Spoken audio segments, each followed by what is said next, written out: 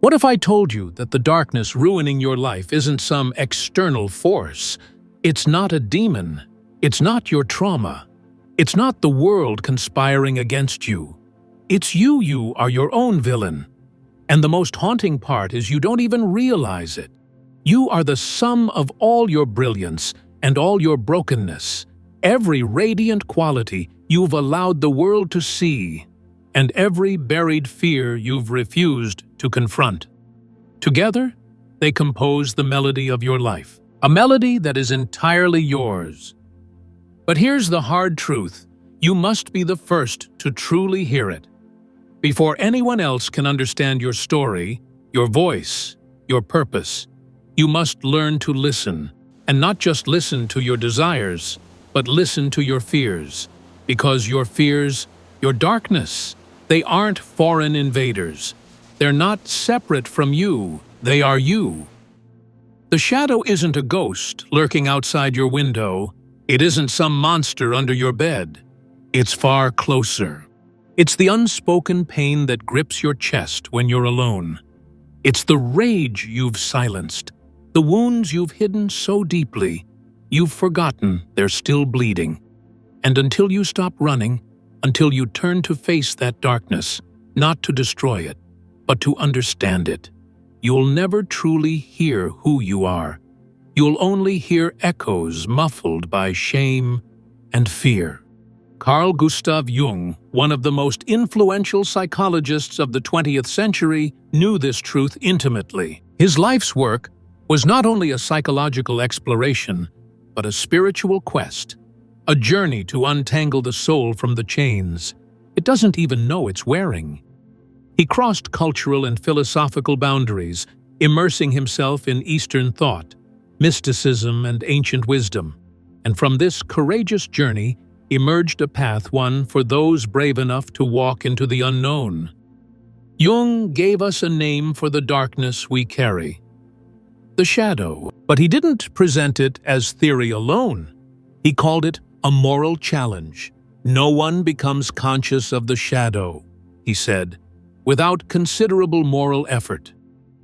To see your shadow clearly is to admit something most people spend their entire lives denying: that your darkness is real. And it is yours. He didn't call it a shadow by accident. He chose the word with care, with symbolism. The shadow is ever present, always nearby. And like a real shadow, it changes size and shape, depending on where you stand, on how you relate to your own light. Here's the part no one likes to talk about. Most of us are terrified of our own shadow. We hide from it behind polite smiles and polished identities. We pretend we're not angry. We suppress our jealousy. We numb our sadness.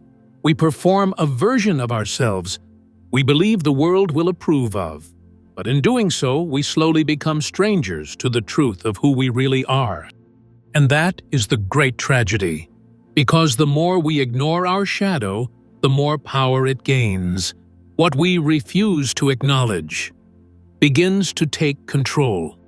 Quietly, relentlessly, the shadow thrives in silence, in denial, in forced ignorance. Over time, it begins to reshape the very foundations of your thoughts, your choices, your beliefs, even your reality. It creates a false world, one built on avoidance and illusion. And when that false world inevitably collides with real life, it breaks, it shatters, and what's left is confusion, conflict, and sometimes even madness. But there is another way. The world was never meant to be a battlefield of egos. It was meant to be a sacred space, a place for reflection, for dialogue, for the courage to grow. When we stop running from the shadow and finally face it, we begin to hear our true song, not just the harmony, but the dissonance, too. And in embracing both, we move toward wholeness. Everything past, what you've been taught, what you've believed, what you've avoided, must be approached with humility, with deep self-awareness. If what you're hearing now stirs something uncomfortable, It's likely because your shadow has not yet been fully welcomed. And that's not a condemnation. It's an invitation. Because the shadow doesn't just hold your pain, it holds your power, your creativity, your sexuality, your primal instinct, your untapped potential, your pain, even your brilliance, all of it buried beneath what you were once too afraid to face. Still, no matter how unique your shadow may feel, the path toward healing, it is universal. It begins with an encounter, a moment when something rises up within you. Raw, dark, unfiltered. You see it, you name it, and then you choose not to run. You sit with it, you feel it. You stop hiding from it. And only then, through this sacred act of inner courage, can assimilation begin the slow, often painful weaving of the broken parts back into your soul. Make no mistake, this is heroism. To enter the depths of your own mind, to stand face to face with the monsters you created, and refuse to run. That's not weakness. That's warrior work. But it won't happen overnight. Assimilation is not a prayer alone. It's not passive hope. It's sweat. It's years of therapy, hours of reflection, and the daily challenge of questioning everything you thought was true. This is the path of spiritual growth. A journey not around your pain, but through it. A journey that demands emotional discipline, psychological resilience, and the kind of inner strength most people never discover. Yes, the mind can change, but only if you meet it with honest effort and raw fortitude. Because healing, it doesn't come from waiting for God or fate or the universe to fix it all for you. Your healing is your responsibility, and it begins with one question. Are you ready to stop avoiding the truth? Let me remind you of something timeless. The story of Dr. Jekyll and Mr. Hyde. First published in 1886 by Robert Louis Stevenson.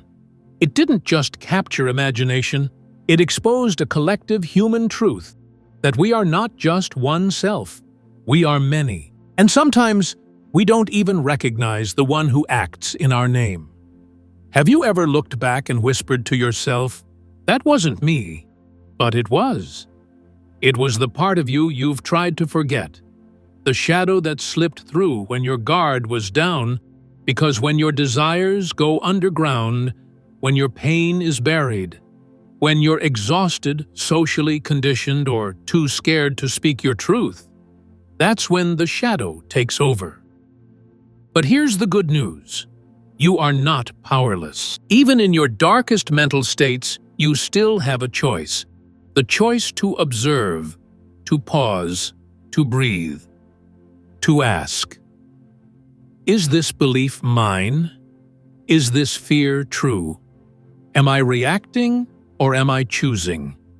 I've had moments, quiet, terrifying moments, where I felt like I was unraveling. Not because the world was broken, but because my own lens was. I questioned my thoughts, doubted my perceptions. And yes, it was agonizing. But that discomfort, that was the doorway, that was the beginning of clarity. The shadow clouds your judgment. It always will, but the cloud can lift, the fog can fade.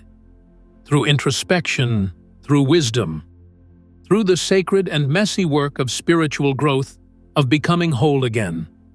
And now in this strange and digital age, through the convergence of philosophy and technology, humanity stands at a threshold. We are closer than ever to creating a shared moral language, a new kind of spiritual common ground, one that transcends cultures and speaks to the soul. Maybe that sounds lofty, but it's not. Because at our core, we are built to coexist. We are wired for community. We evolved in circles, families, tribes, stories. Our survival has always depended on one another, but unity has an enemy. That enemy is the shadow.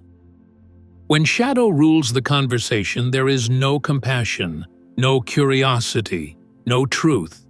There is only ego, And so instead of dialogue, we get division. Instead of understanding, we get dominance. Some will justify this by claiming to fight for justice, but in truth, many just want to win.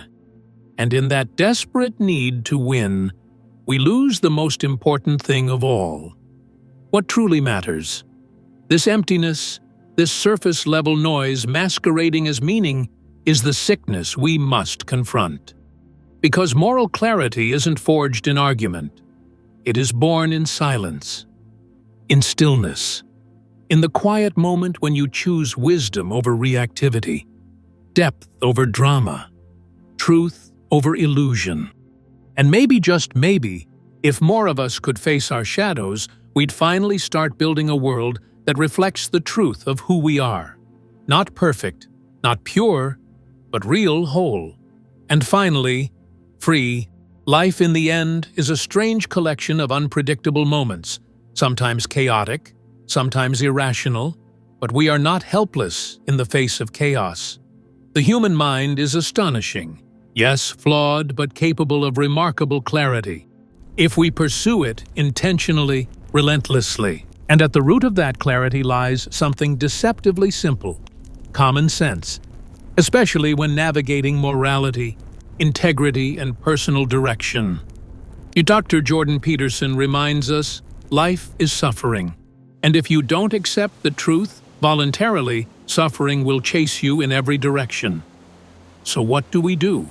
We turn toward it, we accept it, and then we rise beyond it.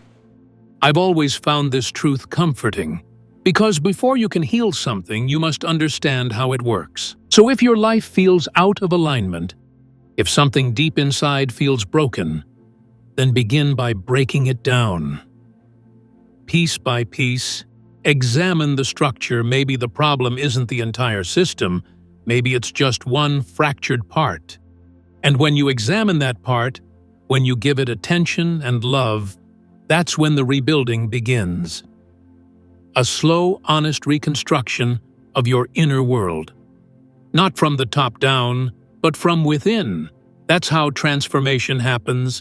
You step into the light. You reclaim what was hidden. You integrate what was exiled. And suddenly the system, the self, begins to shine. We are made for this. And in this digital renaissance, this collective spiritual awakening, we are rediscovering ancient truths through modern voices. Information is everywhere, and ignorance has fewer places to hide. We now have the power to learn faster, to reflect deeper, to change more honestly. That is clarity. But clarity, like light, always has a shadow.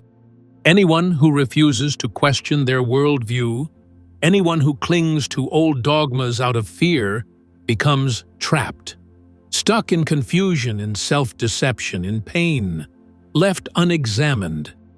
The cure: incessant self-inquiry, relentless truth-seeking, the willingness to be wrong, the humility to begin again. That is the work, and it's work worth doing. As we close this journey, I leave you with the haunting wisdom of Carl Jung from his most mystical work, The Red Book. Be silent and listen. Have you recognized your madness, and do you admit it? Have you noticed that all your foundations are completely mired in madness? Do you not want to recognize your madness and welcome it in a friendly manner? You wanted to accept everything, so accept madness too. Let the light of your madness shine, and it will suddenly dawn on you. Madness is not to be despised and not to be feared, but instead you should give it life. If you want to find paths, you should not spurn madness, since it makes up such a great part of your nature. Be glad that you can recognize it, for you will thus avoid becoming its victim. Madness is not your enemy. It is your sacred mirror, a reflection that life is not meant to be tidy, it is meant to be true. And yes, life is filled with madness. But within madness, if you dare to look, is also truth. Not the kind of truth that screams from a podium, but the kind that whispers to your soul when you finally sit still long enough to hear it. So let me ask you one last time. What is your shadow trying to tell you? And more importantly, will you listen?